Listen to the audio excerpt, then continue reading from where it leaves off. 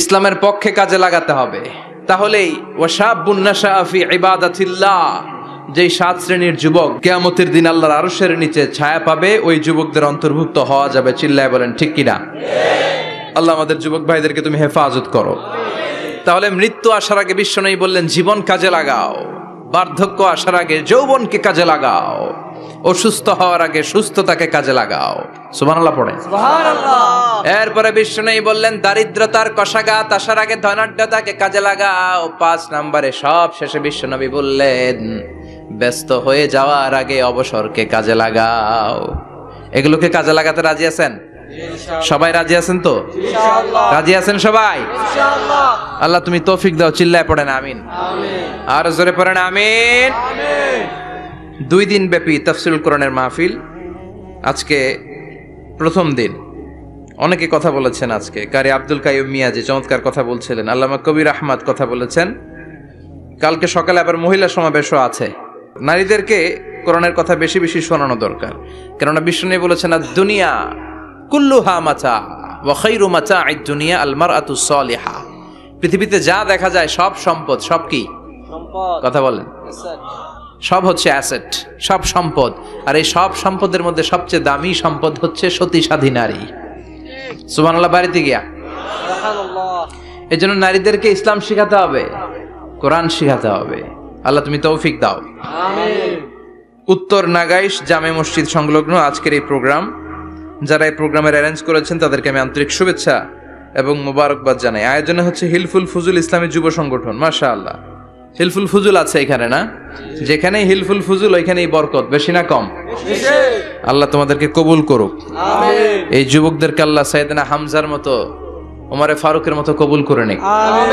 আমরা আরো জোরে পড়ে আমিন। আমিন। আসুন আমরা ফরমালি আল্লাহকে থ্যাঙ্কস জানাই যে আল্লাহ তাআলা এত চমৎকার পরিবেশে আমাদেরকে শীতকালে এই প্রোগ্রামগুলোতে আসার বসার তৌফিক এনায়েত করেছেন। আসুন হৃদয় নিংড়ানো মনের সবটুকুন ভালোবাসাকে উজাড় করে দিয়ে, সিংহ শার্দুলের মতো গর্জন করে, আকাশ বাতাস প্রকম্পিত করে, মন প্রাণ বুক মুখ একসাথে করে, দেহের সবটুকুন শক্তি গলার মাঝ বরাবর এনে চিৎকার করে আমরা পড়বো কালিমাতুশ শুকর আলহামদুলিল্লাহ। সবাই পড়েন রব্বানা লাকাল হামদ। রব্বানা লাকাল হামদ হামদান কাসীরান, হামদান কাসীরান তাইয়িবান, তাইয়িবান মুবারাকান ফীহি, মুবারাকান ফীহি ইয়া রাব্বি, ইয়া রাব্বি লাকাল হামদু, লাকাল হামদু কামা ইয়ানবাগি, কামা ইয়ানবাগি লিজালালি ওয়াজহিকা, লিজালালি ওয়াজহিকা ওয়া আযীমি সুলতানিকা, লাকাল হামদু বিল ঈমান, লাকাল হামদু, লাকাল হামদু বিল ইসলাম, লাকাল হামদু বিল ইসলাম, লাকাল হামদু বিল কুরআন, লাকাল হামদু বিল কুরআন। প্রশংসা করলাম কার? আল্লাহ। সব সময় প্রশংসা করবেন কার? আল্লাহ। খাওয়ার সময় আল্লাহ, ঘুমানোর সময় আল্লাহ, সিনেমা দেখার সময়। সিনেমা দেখা যাবে না? একটু আগে ওয়াদা হয়েছে না? এগুলোর সাথে আমাদের কোনো সম্পর্ক নাই। আল্লাহ তুমি হেফাজত করো। আমিন। আরো জোরে পড়েন আমিন। আমিন। সম্মানিত ভাইরা, আমি আপনাদের খেদমতে ছোট্ট একটা সূরা তেলাওয়াত করেছি, যে সূরাটা আমাদের অনেকেরই মুখস্থ আছে না নাই? এই সূরাটা আমাদের সবার মুখস্থ। 30তম পারার ছোট্ট একটি সূরা। সূরাটির নাম সূরাতুল ইখলাস। সূরাটির নাম কি? সূরাতুল ইখলাস মুখস্থ নাই এমন কি কেউ আছেন? জোরে বলেন। কথা বলেন। সবার মুখস্থ আছে না? ছোটবেলা আমরা যখন মসজিদে যেতাম, তখন ইমাম সাহেবের কণ্ঠে শুনতে শুনতে কিছু সূরা আমাদের এমনি মুখস্থ হয়ে যেত। সূরাতুদ দোহা, সূরাতুত তিন, সূরাতুল ফিল, সূরাতুল ইখলাস। এগুলো দিনক্ষণ ঠিক করে মুখস্থ করা লাগে না। এগুলো শুনতে শুনতে কবে যে মুখস্থ হয়ে গেছে আমরা নিজেরাও জানি না। সুবহানাল্লাহ পড়বেন না? সুবহানাল্লাহ। সূরাতুল ইখলাস হচ্ছে ঠিক তেমন একটি সূরা, যে সূরাটি আমাদের প্রত্যেকের কলিজার ভেতরে আছে না নাই? আছে। এটি অনেক দামি একটি সূরা। আমরা অনেক সময় অনেক জিনিসকে খুব তুচ্ছ মনে করি, জানা থাকার কারণে খুব ছোট মনে করি। আসলে ওগুলো ছোট নয়। আসলে এগুলোর স্ট্যাটাস, এগুলোর মর্যাদা, ডিগনিটি অনেক হাই, অনেক বেশি। তোর মধ্যে সূরাতুল ইখলাস হচ্ছে অন্যতম। দেখতে ছোট কিন্তু মহিমা বেশি। বাংলাদেশে এক ধরনের ছোট মরিচ পাওয়া যায় না? কি মরিচ বলে এটারে? হ্যাঁ, ধান্না মরিচ। ধান্না মরিচ তো এটা ছোট, কিন্তু ঝাল আছে না নাই? ঝাল কিন্তু ছোট না, ঝাল অনেক বড়। তো এই সূরাটাও এই ধান্নামোসের মতো। ধান্নামোস যেমনি ছোট, এই সূরাটাও দেখতে ছোট, কিন্তু এটার ঝাল বেশি, এটার বরকত বেশি, এটার মার্সি এন্ড ব্লেসিংস বেশি, এটার স্ট্যাটাস অনেক হাই। তো আজকের এই চমৎকার রজনীতে আমরা এই ছোট্ট সূরাটি থেকে কি শিক্ষা আল্লাহ তাআলা আমাদের জন্য রেখেছেন সেটা আমরা জানবার চেষ্টা করব। আওয়াজ তুলে সবাই পড়েন ইনশাআল্লাহ। আমি সবসময় বলে থাকি যে আমি যখন আলোচনা করি আমি মনে করি যে আমি ক্লাস নিচ্ছি, তার মানে সবাই ছাত্র, আর যিনি কথা বলেন তিনি শিক্ষক। আর ছাত্রদেরকে কিছু জিজ্ঞেস করলে আওয়াজ করে উত্তর দিতে হয়, ঠিক কিনা? এজন্য শেষ পর্যন্ত উত্তর দিবেন তো ইনশাআল্লাহ। এবং কি কি শিখলেন আমি চাইবো যে আপনারা রিপিট করেন, রিপিট করে আমাকে শোনান যে আমরা এগুলো শিখলাম, ঠিক কিনা? ইনশাআল্লাহ। এই সূরাতুল ইখলাস, এই সূরাটি মাক্কি সূরা। কি সূরা? মাক্কি সূরা। সবাই বলেন মাক্কি সূরা। মাক্কি সূরা। হিজরতের আগে যে সূরাগুলো নাজিল হয় এগুলোকে আমরা বলি মাক্কি। হিজরতের পরে যে সূরাগুলো নাজিল হয়েছে এগুলোকে আমরা বলি মাদানী। তার মানে এই সূরাটা নাজিল হয়েছে হিজরতের আগে না পরে? আগে।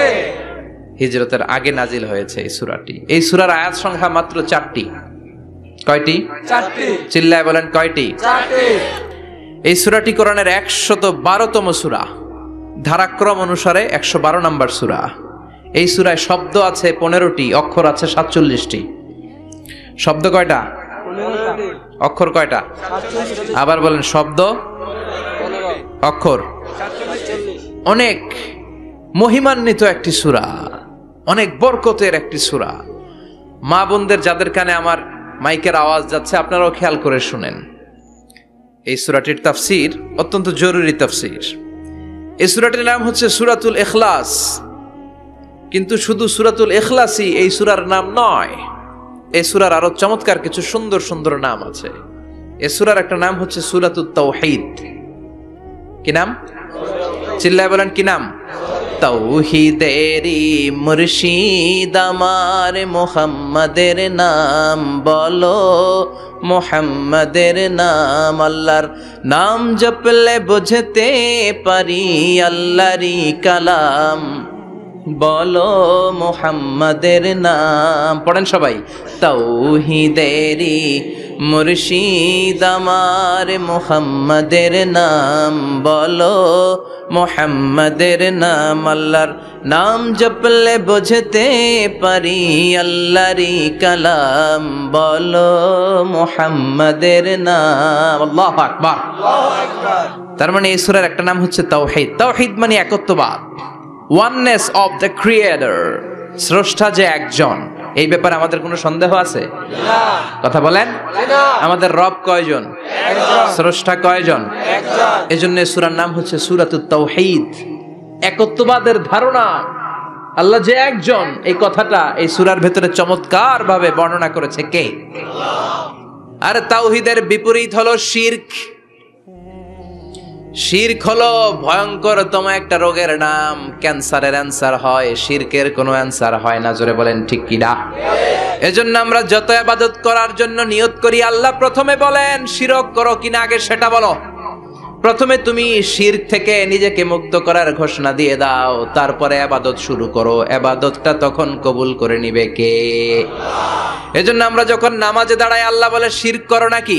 আমরা বলি ওয়াজ্জাহাতু ওয়াজহিয়া লিল্লাযী ফাতারাস সামাওয়াতি ওয়াল আরদা হানিফান ওয়া মা আনা মিনাল মুশরিকিন। ওমা আনা মিনাল মুশরিকিন। আল্লাহ আমি শিরক করি না, শিরকের সাথে আমাদের কোনো সম্পর্ক।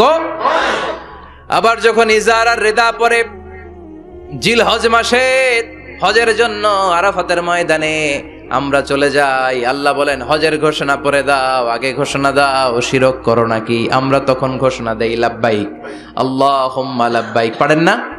লাব্বাইক আল্লাহুম্মা লাব্বাইক, লাব্বাইক লা শারীকা লাক লাব্বাইক, ইন্নাল হামদা ওয়ান নি'মাতা লাকা ওয়াল মুলক লা শারীকা লাক। পড়েন লাব্বাইক আল্লাহুম্মা লাব্বাইক, লাব্বাইক লা শারীকা লাক লাব্বাইক, ইন্নাল হামদা ওয়ান নি'মাতা লাকা ওয়াল মুলক লা শারীকা লাক। আমরা বলি লা শারীকা লাক, ঠিক কি না? আমরা যখন হজের জন্য দাঁড়াই, আল্লাহ বলে হজ পরে করো, আগে বলো শিরক করো নাকি, শিরকের সাথে সম্পর্ক আছে নাকি। আমরা বলি লা শারীকা লাক, আপনার সাথে কোনো ধরনের শরীক আমরা করি না। তার মানে শিরক হচ্ছে ভয়ঙ্কর অপরাধ। সব গুনাহ আল্লাহ মাফ করে দেয়, সব গুনাহ আল্লাহ ক্ষমা করে দেয়, একটা গুনাহ ছাড়া, সেটা হলো শিরকের গুনাহ। সেটা কিসের গুনাহ? কথা বলেন। এজন্য চাইতে হবে একজনের কাছে, তিনি কে? মাফ করতে পারে একজন, তিনি কে? মনের বাসনা পূরণ করতে পারে একজন, তিনি কে? বিপদ থেকে রক্ষা করতে পারে একজন, তিনি কে? নির্বাচনে বিজয় দিতে পারে একজন, তিনি কে? এজন্য চাইতে হবে কার কাছে? এটার নাম হচ্ছে তাওহীদ। এটার নাম কি? তাওহীদ। তার বিপরীত হচ্ছে শিরক। বিষ্ণু বলেন আখফা মিন দাবিবিন নামাল, পিঁপড়ার গুটি গুটি পায়ের চেয়েও সূক্ষ্ম হচ্ছে শিরক। পিঁপড়া যেমনি মিষ্টির দোকানের ভেতরে, মিষ্টির বক্সের ভেতরে গুটি গুটি পায়ে ঢুকে যায় আর মিষ্টিগুলোকে নষ্ট করে দেয়, ঠিক তেমনি শিরক গুটি গুটি পায়ে ভাইরাসের মতো মানুষের দেহের ভেতরে ঢুকে তার ঈমান আমল সবকিছুকে বরবাদ করে দেয়। চিল্লায় বলেন ঠিক কি না? এজন্য আল্লাহ ডেকে বলেন গোলাম, কিয়ামতের কঠিন ময়দানে পাহাড় পরিমাণ গুনাহ নিয়ে যদি তোমরা আমার কাছে আসো, আর ওই পাহাড় পরিমাণ গুনার ভেতরে যদি কোনো শিরকের গুনাহ না থাকে, তাহলে আমি আল্লাহ পাহাড় পরিমাণ ক্ষমা নিয়ে তোমার কাছে হাজির হয়ে যাব। পাহাড় পরিমাণ গুনাহ, কিন্তু এই গুনাতে শিরকের গুনাহ নাই, অন্য গুনাহ। তাহলে পাহাড় পরিমাণ ক্ষমা নিয়ে আমাদের কাছে হাজির হয়ে যাবে কে? এটার নাম হচ্ছে তাওহীদ, এক আল্লাহ বিশ্বাস করা। এজন্য সূরাতুল ইখলাস শুধু সূরাতুল ইখলাসের নাম নয়, এই সূরার আরেকটা নাম হচ্ছে সূরাতুত তাওহীদ। চিল্লায় বলেন কি নাম? সূরাতুত তাওহীদ। সবাই বলেন কি নাম? সূরাতুত তাওহীদ। আবার এই সূরার আরেকটা নাম হচ্ছে সূরাতুল মা'রিফা। কি নাম? সবাই বলেন, আরো জোরে বলেন, সূরাতুল মা'রিফা। মা'রিফা মানে জানা বা চেনা। এই সূরা পড়লে আল্লাহরে জানা যায়, এই সূরা পড়লে আল্লাহরে চেনা যায়, এই সূরা পড়লে আল্লাহর পরিচয় পাওয়া যায়। এজন্য সূরার নাম হচ্ছে মা'রিফা। এই সূরার নাম কি? মা'রিফা, সূরাতুল মা'রিফা। কিন্তু আমরা এটার নাম দিছি মারেফত, মাইরের পথ। এগুলোর মাইর দিতে হবে। নামাজ নাই, রোজা নাই, লাল শালু পড়ে থাকে, চুলে ঝুটি বেঁধে থাকে, আছে না নাই? দিল বান্দা কালমা চোরে, না পায় শ্মশান না পায় ঘর, দিন থাকিতে আয়রে পথে ছাইড়া দে ভণ্ডামি, ভণ্ডামি ভণ্ডামি ভণ্ডামি, ছাইড়া দে ভণ্ডামি। নামাজ কালাম পড়ে না, ইবলিস শয়তানের নানা, এরকম আছে না নাই? নামাজ রোজা নাই, এদের নামাজ লাগে না, রোজা লাগে না, শরিয়া লাগে না, ইসলাম লাগে না, সুন্নাহ লাগে না, চুলে জট পাকানো, গোসলও করে না। এমন পীরও নাকি আছে সারা বছর গোসল করে না। হ্যাঁ, খাটাস, খবিস, সারা বছর গোসল করে না। সারা বছর নাকি গোসল করে না, বছরে একবার গোসল করে, আর ওই গোসলের পানি বরকতের নিয়তে মুরিদরা সব খায় ফেলায়। নামাজ কালাম পড়ে না, ইবলিস শয়তানের নানা, ধর্মের একখান খুঁটি ধইরা কয়দিন করবা হয়রানি, ভণ্ডামি ভণ্ডামি ভণ্ডামি, ছাইড়া দে ভণ্ডামি। দো দিল বান্দা কালমা চোর, না পায় শ্মশান না পায় ঘোর, দো দিল বান্দা কালমা চোর, না পায় শ্মশান না পায় ঘোর, দিন থাকিতে আয়রে পথে ছাইড়া দে ভণ্ডামি, ভণ্ডামি ভণ্ডামি ভণ্ডামি, ছাইড়া দে ভণ্ডামি। ঠিক কি না?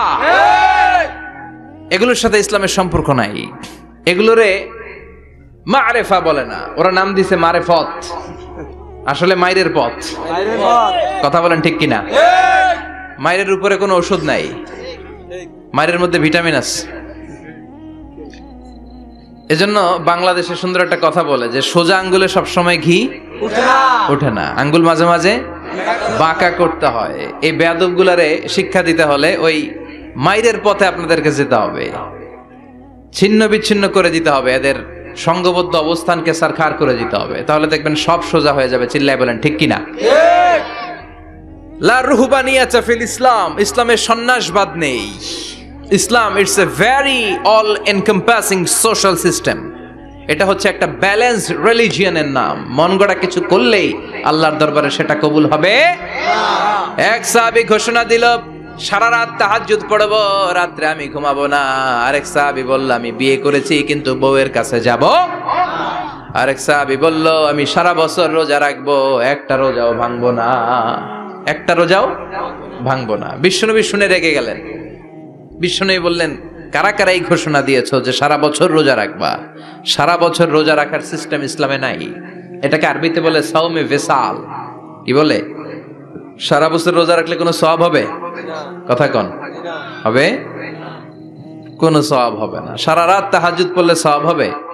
কোনো সওয়াবই নাই। আপনাকে ঘুমাতে হবে, আবার তাহাজ্জুদও পড়তে হবে, আবার ঘুমাতে হবে, আবার ফজরের নামাজে প্রথম কাতারে থাকতে হবে। চিল্লায় বলেন ঠিক কি না? এজন্য ইসলাম হলো ভারসাম্যপূর্ণ জীবন বিধান। ছেলে মেয়ে রেখে দিয়ে, সমাজ রেখে দিয়ে, কাজকর্ম রাজ্য রেখে দিয়ে আপনি সন্ন্যাসী সেজে বসে থাকলেন, এটার নাম ইসলাম না। বিশ্বনবী হচ্ছে গোটা বিশ্বের মানুষদের জন্য model, as a teacher, as a father, as a commander, as a messenger, as a lawgiver, as a lawmaker, as a reformer of the society, as a philosopher. Muhammad is the superman of the world. চিল্লায় কোন ঠিক কিনা? তিনি শিক্ষক হিসেবেও সেরা, তিনি বাবা হিসেবেও সেরা। তিনি সাইয়্যিদাতুনা ফাতিমাকে এত ভালোবাসতো, বিশ্বনবী বলতেন, ফাতেমা আমার কলিজার টুকরা, যে ফাতেমারে কষ্ট দেয় সেজন্য আমি বিশ্বনবীরে কষ্ট দেয়। সফরে গেলে সবার শেষে ফাতিমার সাথে দেখা করে সফরে বেরোতেন, আবার সফর শেষ করে ঘরে ঢোকার সময় সবার আগে বিশ্বনবী ফাতেমার সাথে দেখা করে নিতেন। কি সুন্দর ফ্যামিলি লাইফ। তার মানে বাবা হিসেবে সেরা, আবার নানা হিসেবে সেরা। হাসান হুসাইন ছিল রায়হানা চাইন, বিশ্বনবীর পারফিউম। বিশ্বনবী বলতেন, রায়হানা চাইনি ফিদ দুনিয়া। হাসান এবং হুসাইন হলো দুনিয়ার বুকে আমার সুগন্ধি। হাসান হুসাইনের দেহের মধ্যে এমন কোন জায়গা নাই যেই জায়গায় বিশ্বনবীর দুইটা ঠোঁট লাগে নাই।